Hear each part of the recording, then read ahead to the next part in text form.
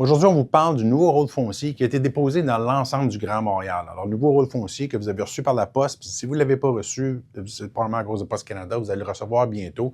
Ce chiffre-là est important, c'est la base sur laquelle vos taxes vont être calculées pour les 3 prochaines années. Mais il faut savoir que ce chiffre-là est calculé d'une façon mathématique avec des grandes règles. Il y a souvent des erreurs. Ce n'est pas toujours le cas, mais il peut y avoir des erreurs et ça peut valoir la peine de le contester. On va voir comment il est calculé, comment l'analyser et, le cas échéant, si ça vaut la peine, comment le contester. Alors, avant d'embarquer dans le vif du sujet, je vous invite à vous abonner à la chaîne. On parle de tout ce qui est immobilier résidentiel du Grand Montréal, Rive-Nord, Rive-Sud, l'île de Montréal au complet, condo, unifamilial, plex. Et si jamais vous voulez parler immobilier directement avec moi, vous avez simplement à cliquer sur le lien en dessous de la vidéo pour prendre rendez-vous directement dans mon agenda. Ça me fait plaisir de parler immobilier avec vous une demi-heure. Vous voulez acheter, vendre ou simplement discuter d'un concept d'immobilier. Ça va me faire plaisir de vous parler. C'est sans engagement et c'est entièrement gratuit. Alors, le rôle foncier vient d'être déposé. Alors, il faut comprendre la mécanique. Puis je vais essayer d'y aller étape par étape. Alors, la Ville déclare à chaque 3 ans une valeur pas théorique, c'est supposé correspondre à votre valeur marchande. Et ce chiffre-là, il vous est envoyé, il vous donne une période de temps pour le contester. Une fois que c'est contesté ou non, c'est fixe pour les 3 années qui suivent. Donc, il faut comprendre, faut bien comprendre dans le processus que vous ne pouvez pas contester ce chiffre-là n'importe quand. C'est vraiment après le dépôt, soit qu'il y a eu une réévaluation ou simplement après le dépôt du rôle aux 3 ans. Donc, l'opportunité doit être saisie maintenant. Après ça, vous devrez attendre le prochain rôle foncier dans la majorité des cas.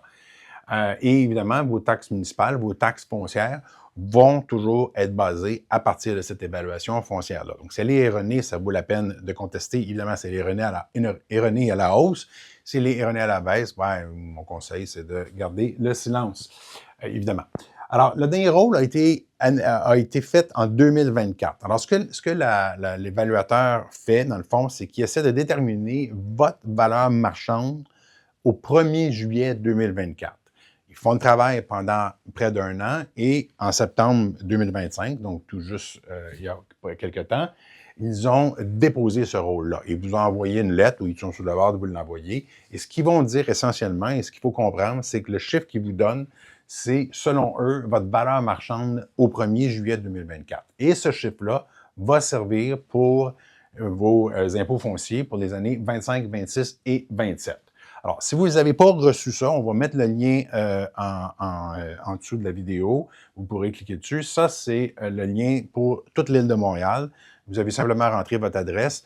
Je vais vous montrer à quoi la page ressemble.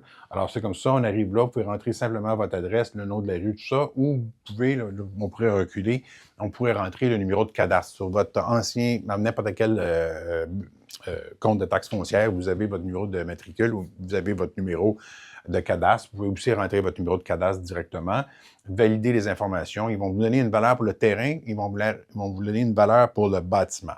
Le terrain, c'est un petit peu plus difficile à contester, évidemment, parce que la ville va subdiviser votre quartier en plusieurs autres petits secteurs et puis ils vont accorder une valeur relative à tout le monde. Puis là, essayer de contester que votre secteur vaut plus qu'un autre, puis tout ça, c'est déjà établi pour plusieurs centaines de propriétés. C'est un petit peu plus difficile. Mais le bâtiment, d'un à l'autre, c'est un petit peu plus aléatoire des fois. Et il y a des raisons qui expliquent ça. Alors, je reprends un petit peu la mécanique, juste pour être bien compris.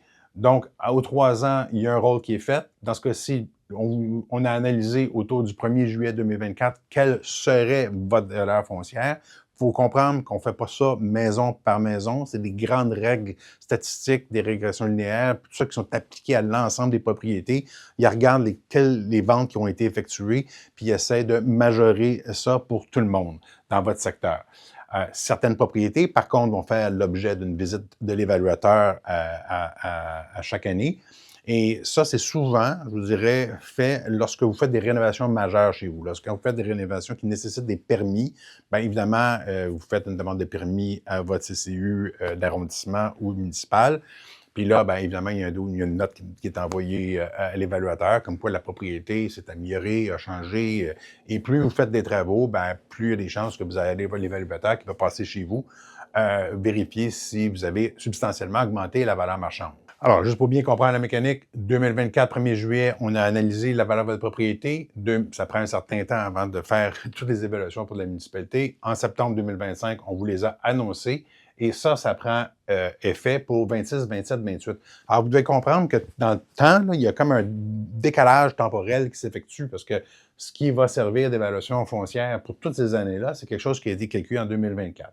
Et alternativement, on va faire la même chose en 2027. On va procéder à une autre analyse encore des valeurs des propriétés. En 2028, on va l'envoyer à tout le monde et ça va être valide pour le prochain cycle de 3 ans. Donc, ça fonctionne toujours comme ça. Alors, juste pour expliquer un petit peu comment des fois il peut y avoir des décalages, ce que je vous présente, puis j'aurais pu faire n'importe quel arrondissement ou municipalité, ça aurait été pareil. Dans ce cas-ci, c'est Ville-Mont-Royal. J'ai pris les chiffres parce qu'ils sont un peu plus, comme les valeurs sont grandes, on va avoir des extrêmes un peu plus probants, mais ce qu'on voit là, c'est le différentiel ici entre évaluation foncière. Donc, les ventes de 2025, on voit là, vous avez des maisons qui sont vendues 1 million, 2 millions, 3 millions et plus.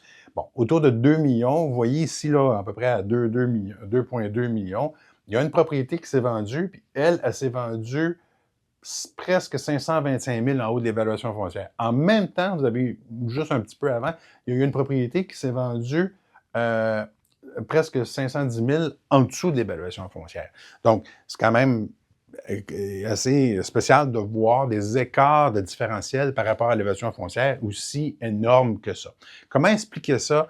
Bien, il y a différentes raisons. Là. Il y a premièrement, comme je vous ai dit tantôt, l'évaluateur avec un grand E, là, le bureau d'évaluation de Montréal, ne va pas voir chacune des maisons. Ils font des moyennes. Et des fois, il y a des secteurs, certains petits secteurs que j'appelle qui sont contaminés par des voisins. C'est-à-dire que, mettons, vous avez une petite maison dans un secteur de grosse maison, il y a beaucoup de transactions.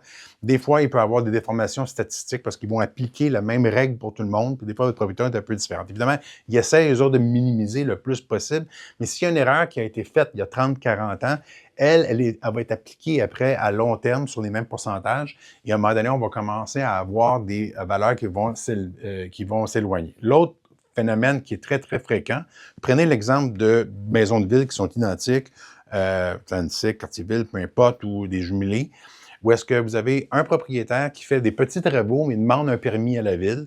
Alors là, il fait augmenter légèrement la valeur de sa propriété, mais il va être repéré par l'évaluateur qui va venir vérifier la valeur de sa propriété. Par opposition, vous avez l'autre voisin, mettons, qui font des travaux importants dans la propriété sans permis, soit parce qu'il n'y en a pas besoin, comme certaines municipalités peuvent l'espèrent à l'intérieur, ou qu'il a simplement décidé de ne pas les demander, mais il va augmenter nettement la valeur marchande de sa propriété, mais il passe complètement sous le radar de l'évaluateur. Alors là, ça va créer des distorsions assez importantes. Vous allez avoir la maison qui est peu rénovée, qui va se faire monter un peu. Celle qui est rénovée massivement, mais que l'évaluateur a malheureusement pas vu, va peut-être finir par le voir avec le temps ou quand la propriété va se vendre, mais pendant un bon bout de temps, ça va passer complètement sous le radar. Et à travers les années, ces propriétés-là vont s'éloigner en termes d'évaluation. Alors, ça, c'est un phénomène qui peut expliquer beaucoup d'écarts entre différentes propriétés. Et je répète encore que c'est vraiment une petite minorité des propriétés qui sont inspectées. Donc, il faut comprendre qu'il peut se produire beaucoup d'écarts dans les évaluations des propriétés. Plus le quartier est vieux, plus c'est vrai. Donc, si vous faites ça évidemment dans un quartier qui est neuf, qui vient d'être construit il n'y a pas très longtemps, bien, ces écarts-là vont être très minimes. Là, même si quelqu'un refait sa cuisine sans demander de permis puis augmente la valeur de 30-40 000, ça ne sera pas grand-chose sur l'évaluation qui a été déclarée, puis ça ne vaudra pas la peine, évidemment, de contester. Mais quand on est dans un quartier qui est vieux, puis là, une valeur a été augmentée, je vous dis n'importe quoi, mais dans les années 90-95, l'autre non, bien, à un moment donné, à force d'appliquer des 20, 15, des 20 des 10 là, pendant les bonnes années de l'immobilier, bien, à un moment donné, les écarts deviennent très importants. Alors, quand on conteste l'évaluation foncière, il y a une liste, là, vous pouvez le trouver sur les liens qu'on va mettre en dessous de la vidéo. Bien évidemment, c'est si jamais votre propriété vient de subir des défectuosités importantes, s'il y a eu, vous découvrez un vice de construction important, quoi que ce soit, indépendamment des comparables, la ville n'est pas au courant, ça vaut la peine de les tenir au courant de ce qui s'est passé. Aussi, si jamais vous avez des inondations qui n'étaient pas là quand vous avez acheté la propriété, de la pollution, du bruit, si on construit une usine à côté de chez vous, ça vaut la peine de contester, évidemment, sur la base de ces nouveaux éléments-là, si vous pensez que l'évaluateur n'en a pas tenu compte. Évidemment, le plus important, puis où est-ce que là, on peut peut-être vous aider, c'est la situation économique de la propriété. Donc, si jamais, bon, vous avez des pertes de loyer, puis tout ça, ça va. Si vous n'êtes pas capable de relouer l'immeuble, peu importe des raisons, vous pouvez faire valoir ça à l'évaluateur. Mais surtout, si jamais vous avez des ventes de comparables de propriétés qui justifieraient et qui vous permettraient de démontrer une erreur auprès de l'évaluateur, vous pouvez soumettre ces comparables-là puis demander à l'évaluateur de re-regarder votre dossier. Je l'ai personnellement fait il y a 6 ans, puis j'ai obtenu gain de cause partiel. L'évaluateur m'a proposé un chiffre, puis je l'ai accepté, mais mon dossier était bien étoffé et c'était clair qu'il y avait un ajustement possible. Donc, à la mesure des comparables, puis tout ça. Puis, le bureau d'évaluateur, si je pense que vous faites un bon travail, et c'est honnête, c'est pas juste de vous plaindre pour vous plaindre. C'est des gens qui sont tout à fait parlables. Là, ils vont réexaminer votre dossier, puis ils peuvent vous donner gain de cause. Mais si vous n'êtes pas sûr de votre affaire, ils peuvent aussi vous augmenter. Il faut faire vraiment attention pour être sûr que si vous faites une demande, elle est justifiable. Donc là, j'ai un exemple ici, mais avant de faire l'exemple, si jamais vous posez la question pour votre propriété, j'en parlerai à la fin, mais n'hésitez pas à nous envoyer un message. Parlez-nous de votre propriété. Nous, on a accès au dossier d'évaluation. On va être capable de vous sortir les comparables pertinents pour la période de 2024, qui est la période qui a servi d'analyse. Puis on est capable de vous les envoyer. Si vous donnez un peu de descriptif, on vous envoie les propriétés rénovées, moins rénovées, peu importe. Mais vraiment, ce qui est pertinent. Puis vous êtes capable de rapidement voir si ça vaut la peine de contester ou pas. Parce que nos services sont gratuits, mais la ville, pour le contester, ça coûte entre 80 et 1000 pour qu'évidemment, il y ait quelqu'un qui réouvre votre dossier et tout ça. Alors, on ne le fait pas si ça ne vaut pas la peine, mais ça, on va être capable de répondre à cette question-là pour vous gratuitement. Alors, je donne l'exemple ici. On a une propriété à Annecy qui s'est vendue 650 000 en 2025. Je tiens à préciser qu'elle s'est vendue en offre multiple. Ce n'est pas notre propriété. J'ai pris un dossier d'un autre courtier immobilier. Mais il y a eu un encan et tout ça. Fait quand il y a des encans, c'est quand même assez efficace. Là, on va vraiment chercher une valeur marchande. Pourtant, l'évaluation qui avait été faite, donc la période d'évaluation pour le dernier rôle foncier, datait de 2021. À ce moment-là, on avait dit que la propriété vaudrait 753 000. Bien, là, on voit là, qu'il y a un 15 de différence. C'est presque 100 000 de différence entre les deux valeurs. Puis là, c'est pas juste ça, c'est que aujourd'hui, mais cette valeur-là, c'était en 2021. Là, la propriété aurait dû, on avait dit 753 000 à ce moment-là. Puis là, normalement, ça aurait dû monter en valeur de 17 Mais non seulement ça n'a pas monté de valeur à 17 ça s'est vendu à 15 moins cher à 650 000. Fait qu'on voit vraiment que cette propriété-là avait probablement été très mal évaluée et méritait d'être réanalysée. Donc, vous voyez là que ça, on peut regarder les propriétés des comparables. Juste avec la vente de cette année, on voit clairement que c'est pas fait. Puis quand on regarde le marché de Nantic, on voit l'augmentation. On voit clairement que cette propriété-là aurait mérité d'être réévaluée. Alors, ce qu'on fait pour évaluer, je reviens avec le même graphique que tantôt, c'est qu'on trouve des comparables qui sont très, très près de la zone visée par l'évaluateur. Ici, on vous dit 1er juillet 2024, fait qu'on entre mars et début octobre, on essaie de vous trouver des comparables. Si c'est faisable, si c'est pas faisable, on va un peu plus large, puis là, on essaie d'appliquer des fluctuations de marché, mais pour être plus pertinent puis moins laisser de lousse là, à l'évaluateur quand on veut le convaincre qu'un ajustement est souhaitable, on essaie d'y prendre le plus près possible en termes de temps, le plus près possible en termes d'espace géographique, surtout si on est dans la même zone d'évaluation pour les terrains du prix au pied carré, c'est beaucoup plus pertinent. Et avec ces comparables-là, on est capable de dire à l'évaluateur, je pense que tu t'es trompé, je pense que je pourrais être réévalué à la baisse.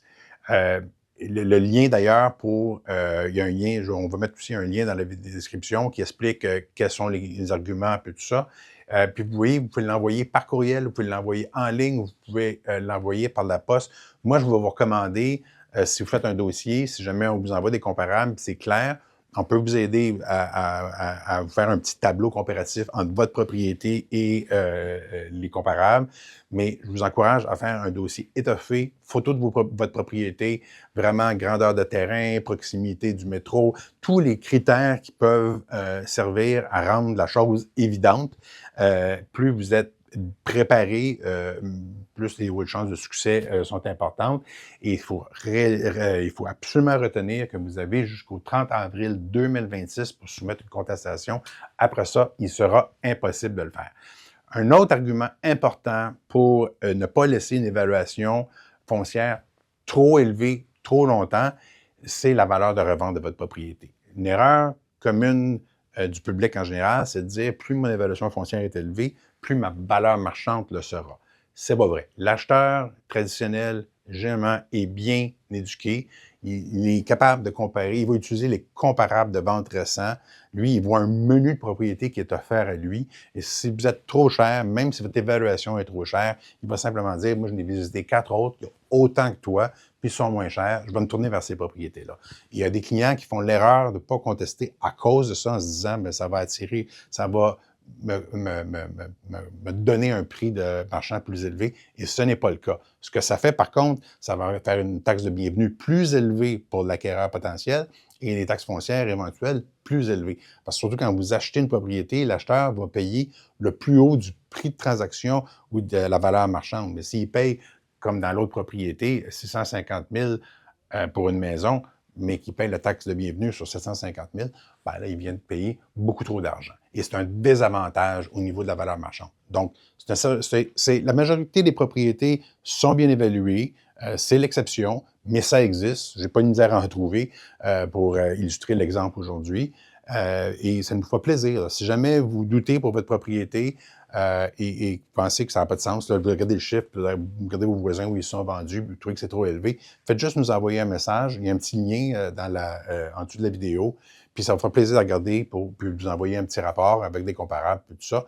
Puis là, si le doute persiste, ben, on pourra aller un petit peu plus loin puis analyser ça avec vous. Alors, gardez en tête, vous avez encore quelques mois pour le faire. C'est le temps, prenez le temps de le faire et on est là pour vous aider.